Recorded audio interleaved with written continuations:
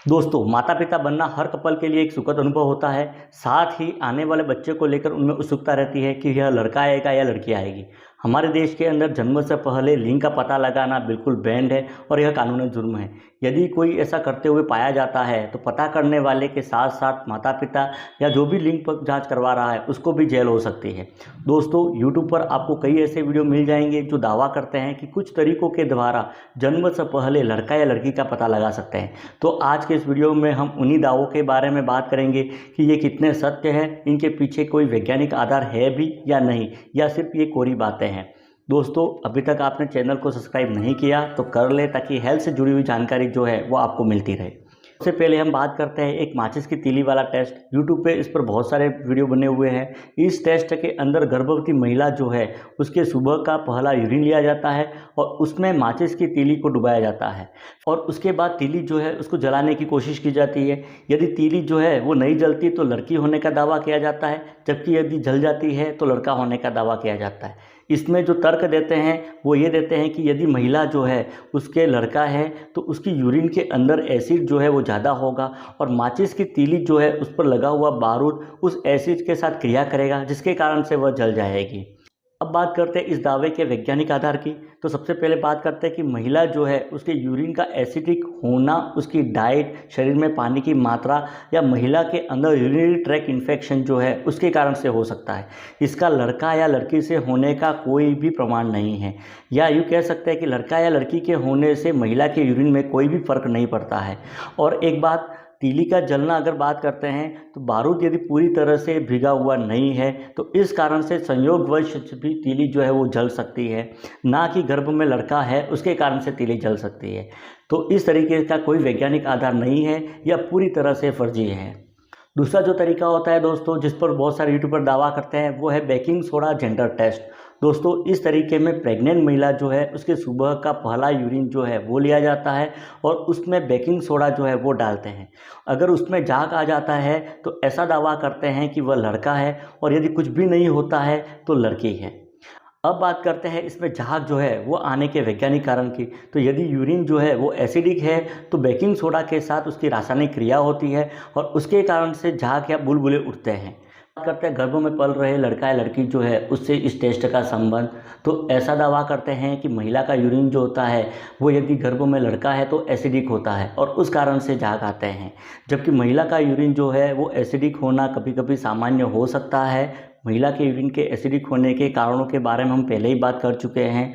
महिला जो है उसके यूरिन का गर्भ में पल रहे बच्चे से कोई लेना देना नहीं होता है। अभी तक इस बात का कोई प्रमाण नहीं मिला है जो ये साबित कर सके कि महिला जो है, गर्भवती महिला, उसके यूरिन जो है उसका एसिडिक होना लड़के के कारण से होता है। तो इस तरह से ये टेस्ट जो है इसका भी कोई भी वैज्ञानिक आधार नहीं है, ये भी पूरी तरह से फर्जी है या कह सकते हैं फेक है। तीसरा दोस्तों, कुछ लोग दावा करते हैं कि महिला जो है उसके पेशाब के रंग में यदि बदलाव आता है तो इसका मतलब है लड़का पैदा होना। प्रेगनेंसी में यूरिन में बदलाव आना एक आम बात होती है। यह शरीर में पानी की कमी, उल्टी, कम पानी पीना या कोई सप्लीमेंट दवाई या विटामिन ले रही है उसके कारण से हो सकता है। इसमें बच्चे के सेक्स से कोई संबंध नहीं होता है। मतलब ऐसा कोई नहीं है कि गर्भ में लड़का है तो उसके कारण से महिला के यूरिन के कलर में बदलाव आ सकता है। तो ये भी दावा पूरी तरह से फर्जी है। चौथी दोस्तों, एक ऐसी मान्यता है कि प्रेगनेंसी में महिला के पैर जो है वो ठंडे रहते हैं तो उसको बेटा या लड़का होने की संभावना है। दोस्तों, पैर ठंडे होने का कारण ब्लड सर्कुलेशन का ठीक न होना, इसके अलावा ठंडा मौसम या डायबिटीज़ के कारण से भी पैर ठंडे हो सकते हैं। यदि ज़्यादा दिनों तक पैर ठंडे रहते हैं तो लड़का है यूँ करके खुश न होकर उसे डॉक्टर के पास जाना चाहिए और डॉक्टर से बात करनी चाहिए। हो सकता है उसको कोई समस्या हो। तो इस तरह से ये दावा जो है वो भी बिल्कुल पूरी तरह से फर्जी है। पांचवा दावा ये किया जाता है कि यदि गर्भवती महिला को सुबह के समय उल्टी या मितली हो तो लड़के होने के संकेत होते हैं, जबकि प्रेगनेंसी के अंदर सुबह के समय उल्टी या मितली होना एक सामान्य लक्षण है और इसको मॉर्निंग सिकनेस कहा जाता है। यह 3 माह के बाद स्वतः ठीक हो जाता है। कुछ महिलाओं के अंदर पूरी प्रेगनेंसी के दौरान मितली या उल्टी की समस्या हो सकती है। उल्टी या मितली का होना हार्मोनल बदलाव के कारण से होता है, ना कि गर्भ में पल रहे बच्चे के सेक्स या लिंग से है। तो इस दावे के अंदर भी कोई सच्चाई नहीं है या कोई वैज्ञानिक आधार नहीं है, ये भी पूरी तरह से फर्जी है। छठा दोस्तों, ऐसी मान्यता है कि प्रेगनेंसी में खट्टा या नमकीन खाने का मन करता है तो इसका मतलब है बेटा पैदा होगा, जबकि इस बात का कोई वैज्ञानिक प्रमाण नहीं है। प्रेगनेंसी के दौरान खट्टा या नमकीन या मीठा खाने की वजह हार्मोनल बदलाव है, पोषण में कमी है या कुछ मानसिक कारक हो सकते हैं। इसका बच्चे के लिंग से कोई संबंध नहीं है। तो इस तरह से ये दावा जो है इसका भी कोई वैज्ञानिक आधार नहीं है, ये भी पूरी तरह से फर्जी है, एक कोरी बात है। सातवां दोस्तों, कुछ लोग जो है वो पेट के आकार से लड़का या लड़की होने का दावा करते हैं, जबकि पेट के आकार का बच्चे की पेट में स्थिति बच्चे का आकार या उसके कारण से होता है। इसका सेक्स से कोई लेना देना नहीं है। ये नहीं है कि पेट महिला का बड़ा है तो लड़की होगी, पेट छोटा है तो लड़का होगा। इसके पीछे बहुत सारे कारण हो सकते हैं। हो सकता है एम्नियोटिक फ्लूइड जो है वो ज़्यादा हो, उसके कारण से भी पेट का आकार बड़ा हो सकता है, या बच्चे का आकार बड़ा है उसके कारण से भी पेट का आकार बड़ा हो सकता है, या बच्चा जो है वो कुपोषित है उसके कारण से भी पेट का आकार कम हो सकता है, या फ्लूइड जो है एम्नियोटिक फ्लूइड वो कम है उसके कारण से पेट का आकार छोटा हो सकता है।